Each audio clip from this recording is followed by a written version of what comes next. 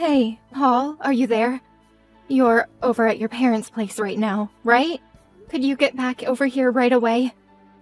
Huh? Pardon me? I think the baby is coming. I should head to the hospital. Could you drive me there right away? No, can't do it. Wait, what? Why not?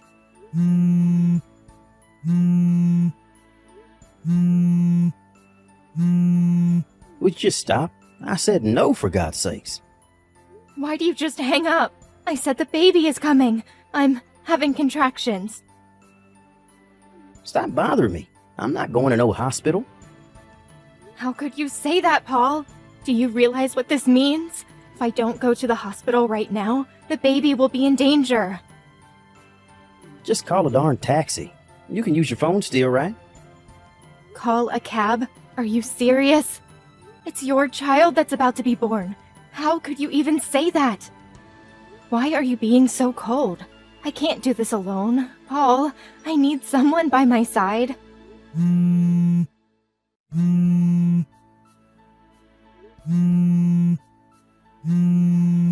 it, you don't give up, do you? I'm too busy to deal with you right now. Don't tell me that Kathy is also having contractions. I remember her delivery date was about the same time as mine. I realize you're worried about your younger sister, but I'm in the same situation here, and you're my husband. Why do you ignore me and give priority to your younger sister? She's got her husband to look after her, doesn't she? Get your mom and dad to help out and work something out, would you? You don't all have to be over there. I mean, use common sense, Paul. This is nuts. I said no way. Call a cab.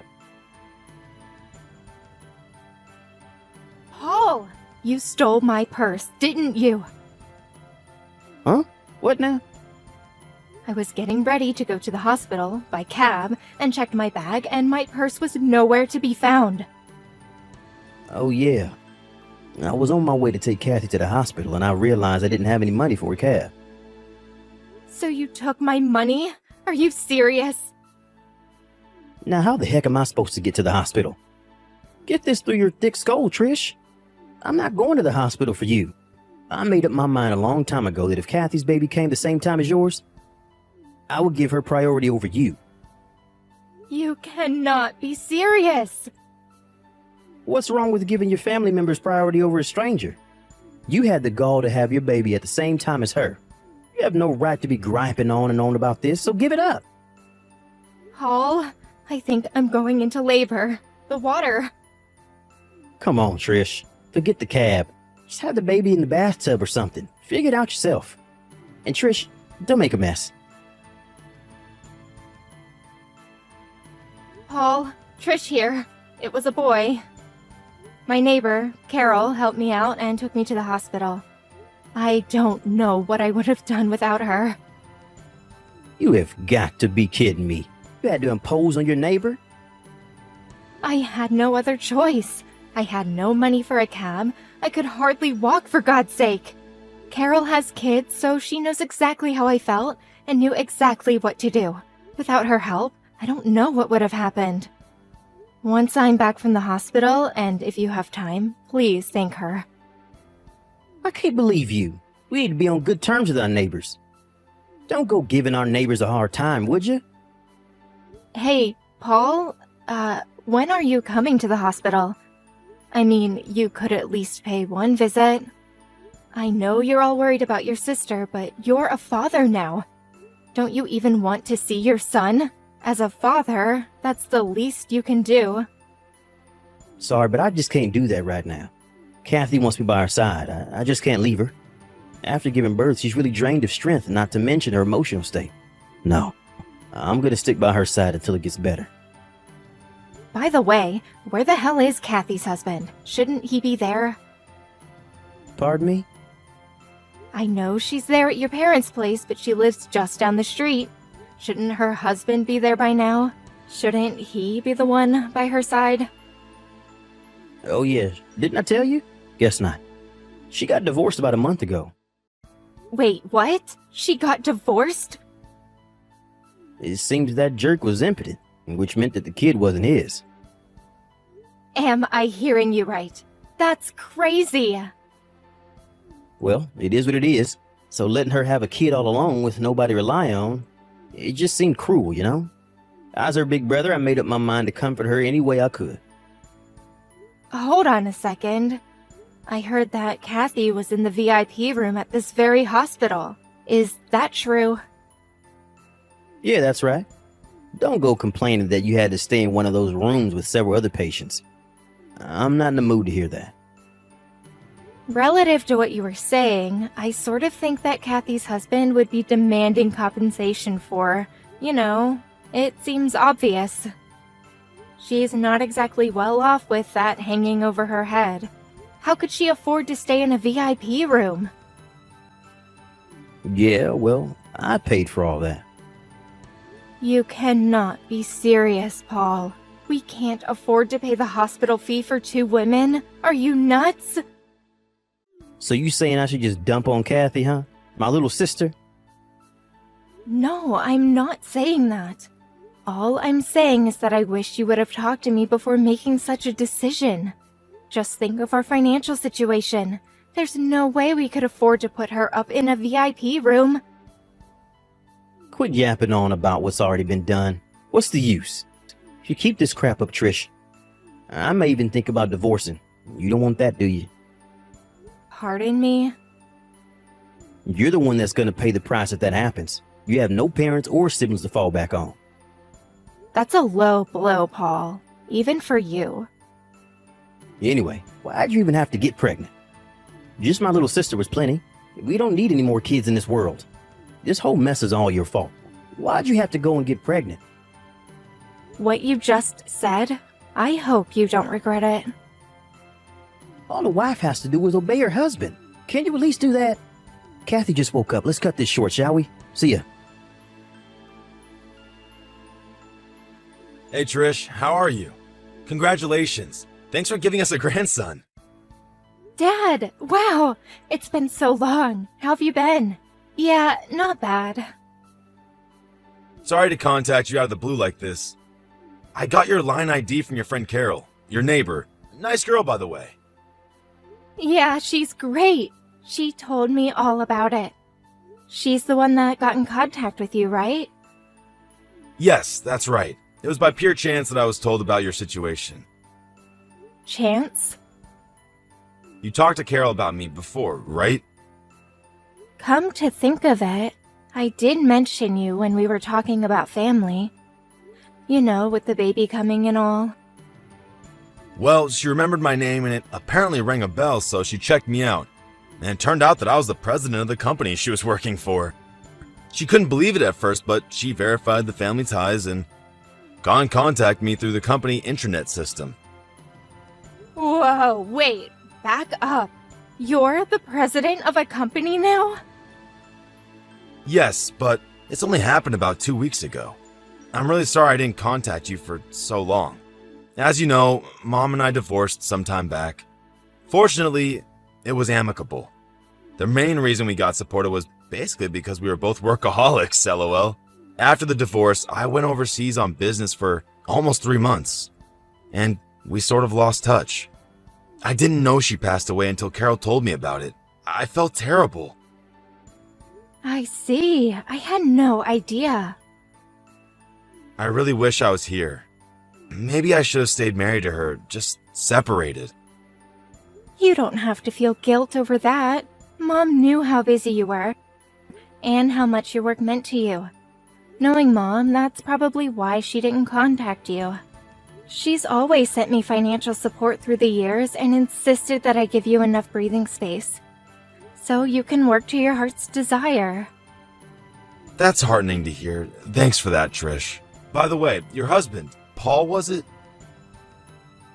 Huh? Yeah, that's right. What do you plan on doing going forward? Do? What do you mean? I heard the whole situation from Carol, so you don't need to hold anything back.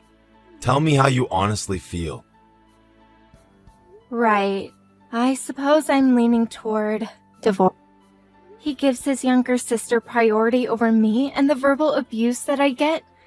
To be honest, I worry about our future together. Fortunately, I plan to return to work once I'm back on my feet. My company is pretty understanding when it comes to maternity leave. When I think about that, divorce seems the better option. Okay, I understand. Then why don't we do this? Give me a bit of time to verify a few things. Verify a few things. Like what? When do you get released from the hospital? Well, if all goes well, I should be out of here by next Wednesday. Alright then. I'll contact you by then and we can work things out. Be patient, okay? Not sure what you're up to, Dad, but yeah, okay. Hey, Trish, are you there? Is that true about your dad? Is this some kind of joke? You never told me he was the president of that major corporation. Why didn't you mention this before we got married? How could you leave out such an important piece of information? Are you totally daft, Trish? He contacted me just last week. It was the first time I heard he was the president of that company. I had no idea. He was working overseas for the past 3 months and just returned last week and was promoted to president on his return. If your father is the president of that major corporation, well, that means you're the daughter of a big shot. You're like a VIP or whatever. Yeah, well, this only happened 2 weeks ago, so I was never a VIP or socialite or whatever. But you are the daughter of a company president. That's a fact. What the hell is going on here? If I had known this earlier, I would have... This is not happening. Hey, Paul, are you upset about something? You're acting real weird. Yeah, I'm upset. How can I not be? Your father is a big investor in our company, and I mean one of the biggest. Really, I didn't have a clue. And his company is one of our top clients. One move, and he has the power to even bankrupt us. Seriously, this is the first I'm hearing about this.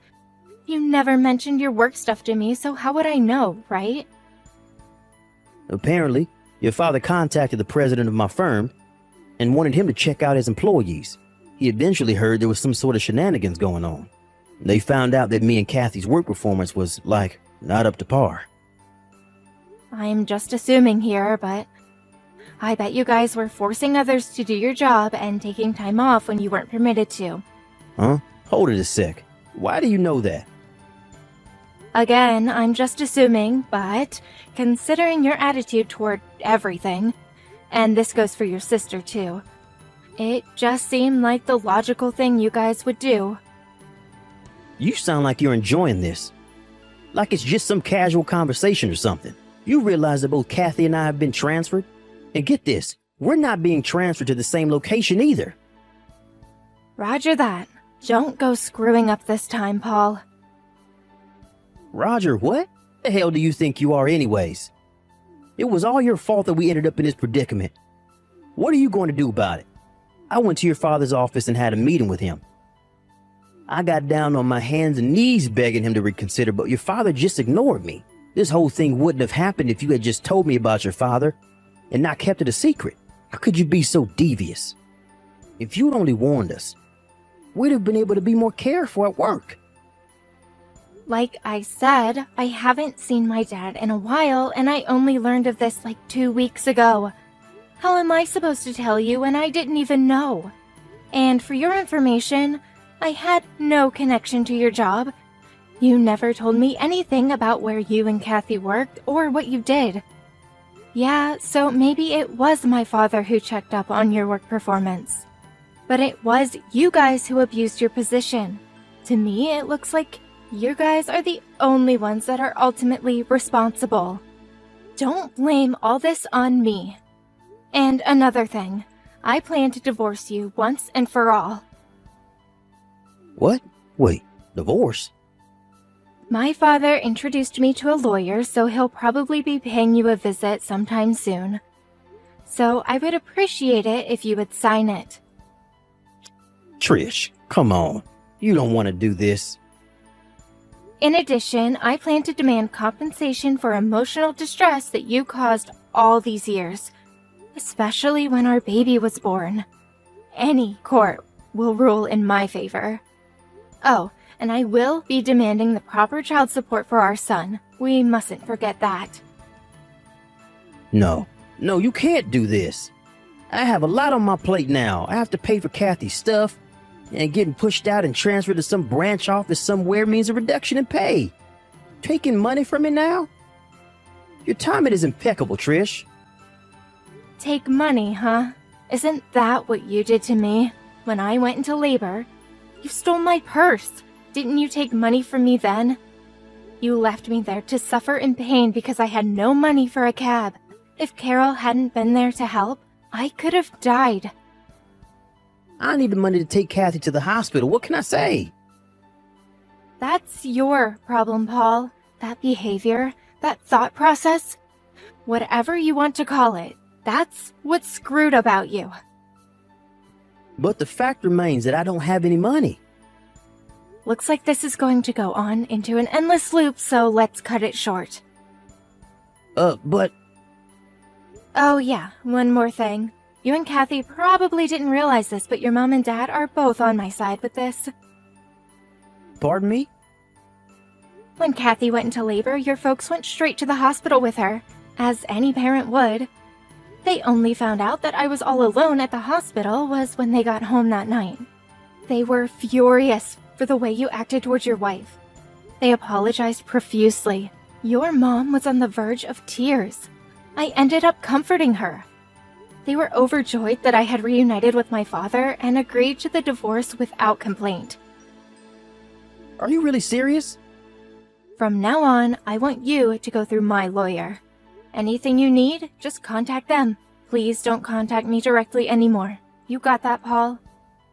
Trish, you can't do this. Goodbye. My son and I moved into my father's spacious condo downtown. On the day I was to be released from the hospital, my in-laws helped me escape without Paul or Kathy getting wind of it. They also helped in convincing Paul into agreeing to a one-time payment for damages and for child support. In return, I promised them that I would allow them to visit their grandson on occasion. I made sure I no longer had any contact with either Paul or his sister Kathy. I later heard that Kathy resigned from the company due to where she was being transferred to, and that she wanted to be with her brother. She blamed Paul for their downfall and insisted that her big brother take care of her as she stayed home with her child. That brother and sister relationship is a bit too bizarre for me. I heard the three of them went living at Paul's apartment somewhere up north. Most of the neighbors think that they are a family. I find it hard to believe that they even have any friends.